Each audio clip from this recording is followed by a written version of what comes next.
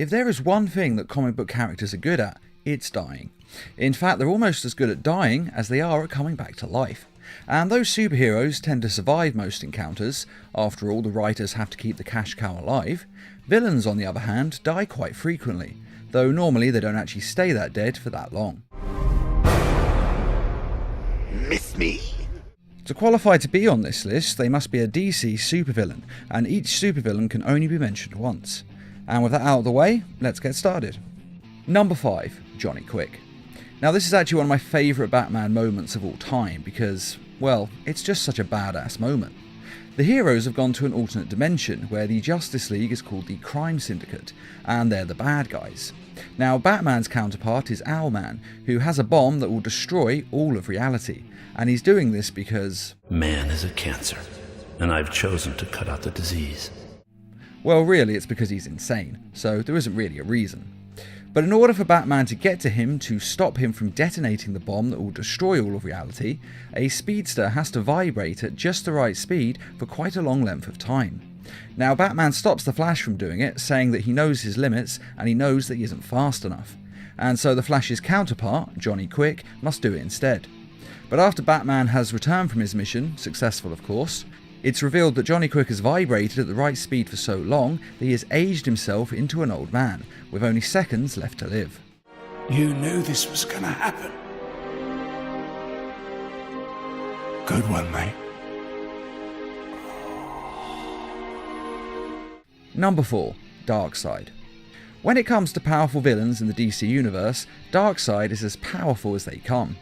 But unfortunately, Darkseid's forces were weakened following an attack on the new gods of New Genesis, and Brainiac saw this and took advantage of it, and launched an attack on Darkseid's planet, Apokolips. So Darkseid then asked the Justice League for aid, which Superman doesn't want to give, and to be completely honest, I think he actually had the right idea, especially considering the fact that Darkseid had abducted Superman, brainwashed him into thinking he was Darkseid's son, and then had him lead an attack against Earth. Superman of course eventually broke free of this mind-washing and went back to defeat Darkseid, but understandably he doesn't want to help him out. But unfortunately for him, the others convince him otherwise. Brainiac has already destroyed countless civilizations and now he threatens another. Do you want this to be the legacy of your people? But unsurprisingly, it turns out to be a double cross, and it turns out that Darkseid has traded his planet's safety to Brainiac in exchange for Superman's body. As promised, I've delivered Superman into your hands. Though Darkseid then double-crosses Brainiac, which to be fair he really should have seen coming considering what just happened. But using a father box to rewrite Brainiac's code, Darkseid is able to take control of him and all of his technology on his ship. Then the rest of the Justice League arrive to save Superman. Unfortunately during the fight they set off a chain reaction that's going to cause the entire ship to explode. Now the other Leaguers leave, but Superman and Orion stay to finish off Darkseid once and for all. Because this time, I won't stop until you're just a greasy smear on my fist. And just before the ship explodes, Batman comes back for Superman and Orion, and he does it just in time. Loser. And this time, Darkseid is actually dead and gone for good. That is, until Lex Luthor accidentally resurrects him. You see, in this continuity, Lex Luthor had previously been merged with Brainiac, which made him both immortal and the smartest being alive. Literally. That is, until the Flash used his fastest speed blast to separate Lex Luthor molecules from Brainiac's, with the Flash nearly dying in the process. But Lex Luthor wants to go back to being the smartest being alive. Me, I'm going to be a god again. So he intends to resurrect Brainiac to merge with him once more. And he uses science and sorcery to do this, but he accidentally resurrects Darkseid instead. It seems I have you to thank for my resurrection. Though your world will suffer slowly, I grant you a quick death. Darkseid then decides to attack Earth in revenge, and he tries to kill Superman personally, and he gets pretty close to be fair, managing to trap Superman in an energy field. Darkseid then pulls out a kryptonite knife and tells Superman that he's going to carve out his heart and stick it on a pike in his throne room. That is until Lex Luthor, of all people, saves him. And Lex Luthor then confronts Darkseid with the one thing that he wants, the anti-life equation. It's never revealed exactly what this is, but both Darkseid and Lex Luthor are engulfed in the anti-life equation and their bodies disappear, though no one knows where they went, and it is possible that they're dead, but as Batman says, I doubt that either of them died. We saw it this time. You saw it last time too. Number 3. The Reverse Flash. The Reverse Flash actually has 2 deaths that are also 1 death. It's a little confusing, but we'll get to that in a minute. In the Flashpoint event, the Flash went back in time to save his mother's life, and in doing so he saved her, but he caused ripples throughout time that have changed the world drastically, basically by getting rid of the Justice League, killing some of them, such as Bruce Wayne, who died in the alley instead of his parents, and Wonder Woman has become a bloodthirsty ruler of Themyscira, and she is at war with Atlantis, and Atlantis have pretty much destroyed all of Europe by flooding it. And the Reverse Flash has ultimately won. He hasn't actually caused this all to happen, the Flash has. But he takes a moment to gloat and tell him exactly how he went wrong. And gloating is something which a villain should never do. I mean, hasn't he ever watched a James Bond film?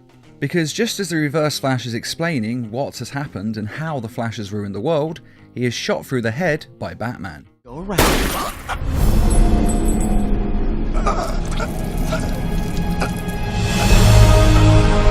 Now this Batman is Bruce Wayne's father, Thomas Wayne, who became Batman following his son's death.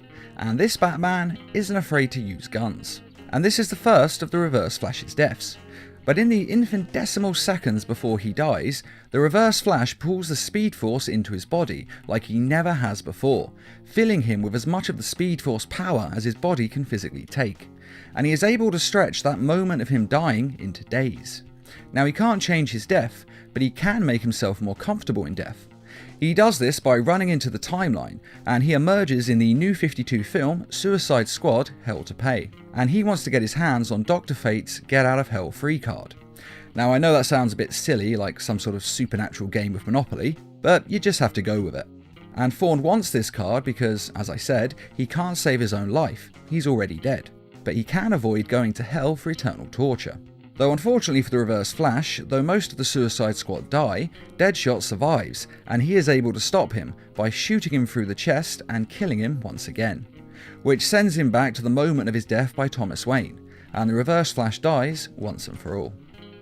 Number 2. The Joker. The film Batman Beyond: Return of the Joker is nothing short of fantastic.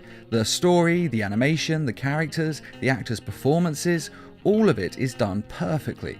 It's one of those rare films that just ticks all of the boxes. And like the Reverse Flash's death, this Joker death actually happens twice. Well, sort of. But again, we'll get to that in a minute.